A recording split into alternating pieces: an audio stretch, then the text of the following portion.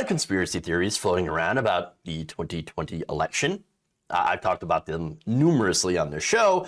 I think most of the Republicans who were even spreading them knew that they were bullshit. I mean, with the exception of people like Marjorie Taylor Greene, who actually are true believers. But apparently, there's another true believer that we haven't heard much of, and that's Representative Scott Perry of Pennsylvania. So, look, I didn't know who this guy was, but apparently he was somebody who worked with the Trump White House to try to find ways to overturn the election. In fact, according to text messages obtained by CNN, Perry had even called for an investigation into Italian satellites and whether or not those Italian satellites had stolen votes from President Donald, or former President Donald Trump. Amazing. I like to joke about, oh, it's the Italians, the Iranians, the Pomeranians, they all got together and they tried to steal the election for Joe Biden. Turns out they actually believe it. Wow. Now, according to CNN, Perry texted Meadows numerous times, and this is how we found this out, following the election. On November 12th, he sent Meadows a message asking him to have the country's intelligence agencies look into international chatter about Dominion voting systems. From an intel friend, he wrote, Director of National Intelligence needs to task NSA to immediately seize and begin looking for international comms related to Dominion. That same day, Perry had also texted Meadows about a theory about the UK being behind Donald Trump's loss. The UK? Really? Perry wrote to Meadows again on November 12th, claiming the Brits orchestrated a conspiracy to manipulate Dominion voting machines in the U.S., and that then CIA Director Gina Haspel was helping to cover it up. So, but wait, what happened to Venezuela? I thought it was a ghost of Hugo Chavez that was working with Dominion. In Venezuela. I don't understand. Where's this conspiracy theory coming from?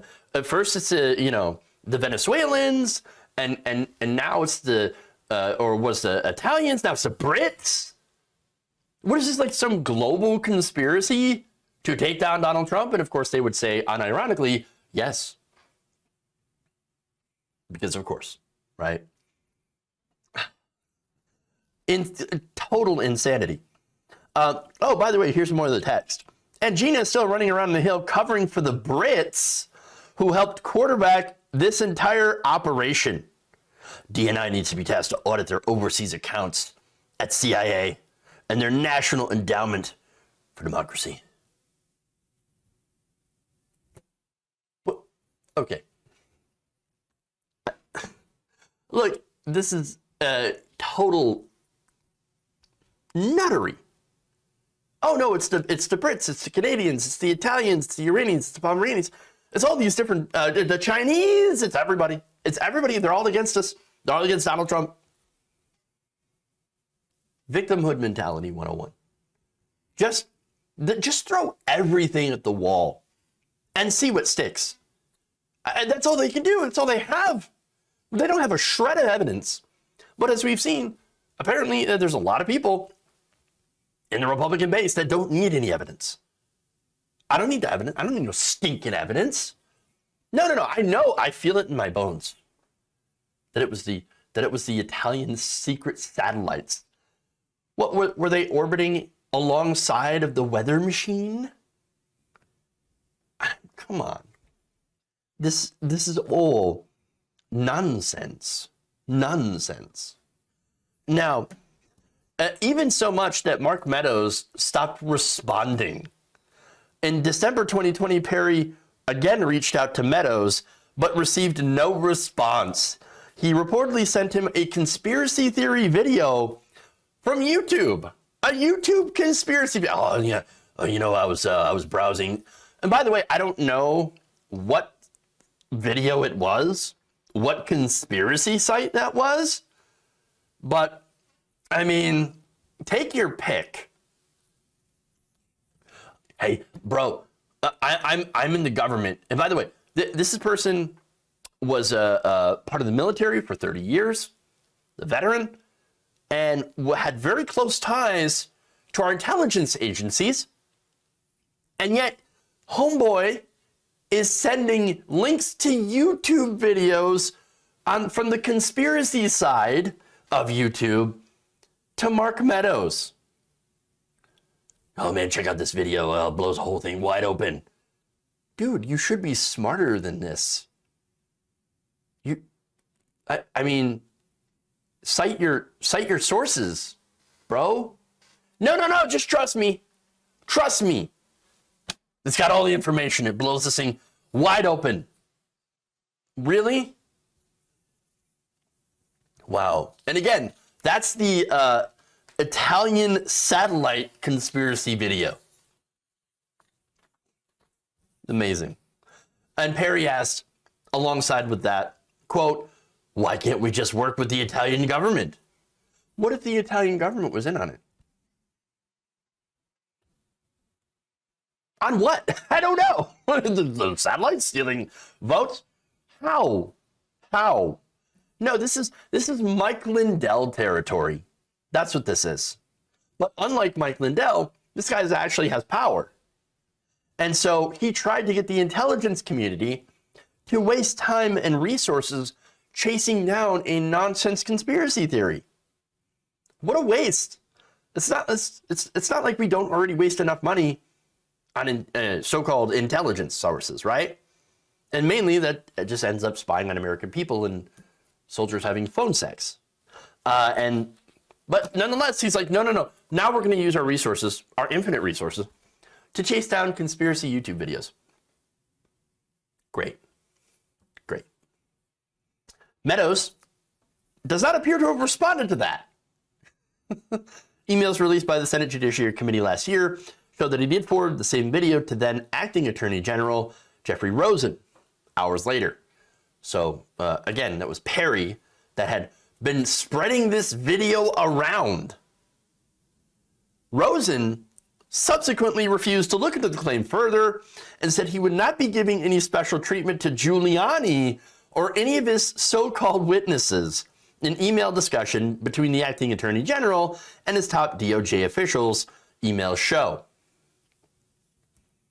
Another former DOJ official, Richard Donahue, responded to Rosen about the Italian satellites, saying, quote, pure insanity. Pure insanity. Well, I mean, you got that right. But again, this man has power. And by the way, he actually played a pretty big role in trying to steal the election. As bonkers as he is, maybe that's why. Look, here you have Perry playing a key role in strategizing with Trump allies about throwing out electoral votes in states that Donald Trump had legitimately lost. In testimony released earlier by the committee, former Trump White House aide Cassidy Hutchinson told House investigators about Perry's role in White House strategy sessions. Quote, Mr. Perry is one that immediately jumps to mind as me recalling him physically being there and then pushing back, Hutchinson said, describing how the Pennsylvania Republican clashed with Trump's White House counsel over whether the plan to submit alternate slate of electors was legally sound. Those are the fake electors. You remember that. These are the people that were not actual electors, part of the Electoral College, and had submitted fake paperwork to the National Archives asserting that they were the electors. Some even affixing official state seals onto that paperwork. So forging documentation in order to try to help Donald Trump steal the election. Fake electors. And this guy's like, oh yeah, no, totally sound. I'm defending this. Meadows, by the way, was also connected with Perry. As I said, there are numerous texts back and forth. In fact, Meadows had gone through Perry to speak with local lawmakers in his state of Pennsylvania. Pennsylvania, of course, is one of the states that Donald Trump and his team were trying to overturn, right? More than a month later, Perry texted Meadows stressing the need for urgency as January 6th and the Biden's inauguration were quickly approaching. Here's one of the texts. Mark, just checking in as time continues to count down. 11 days to 1/6 and 25 days to inauguration. We got to get going. Get going on what? What are you doing? What are you doing? Apparently trying to ensure that there was no peaceful transfer of power. And it gets worse. On 5 separate occasions, according to the text messages reviewed by CNN, Perry texted Meadows to request a conversation move to an encrypted messaging app called Signal to alert Meadows to a message he had sent on that platform. So now why does that matter? Why is that important? Well, if you have these conversations on Signal, then they're not able to be reviewed. Had they had all these conversations on that app, we would never know about them. That's it. And so Signal does that by not collecting or saving any user data. So it make it very difficult to provide information to things like, I don't know, the January 6th committee, law enforcement, congressional investigators, even under a subpoena. Subpoena wouldn't work. No, of course not. So now that's a perfect place to remain anonymous. Now, there are, of course, benefits to that. For example, journalists using it to get scoops. That's a great use for Signal, especially when whistleblowers come out against certain nefarious government actions. You want those things to be available, but at the same time, you don't want politicians, and that's why you have the Congressional Records Act and the Presidential Records Act, I should say, to be able to record these conversations of our elected officials so that we know what they're doing and what they're saying behind the scenes. So if they are doing crime, we should be able to know that and have a paper trail of all this. And so if he's saying, Mark, you got to get on Signal, man. I sent some stuff on Signal. You got to go there. You got to go there. Well, I mean, obviously there seems to be more to Scott Perry's involvement in the effort to basically steal the election than we know of right now.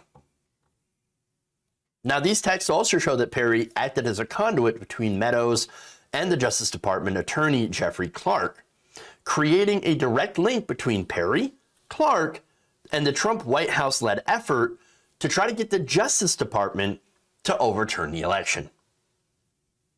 And you know what that is? That's a conspiracy. To do what? No, it's actually people getting together to conspire to end our system of government and install Trump as an illegitimate president. That's not what patriots do. And the reason I bring up that word is because they call themselves patriots. But in reality, their actions really prove that they are the complete opposite.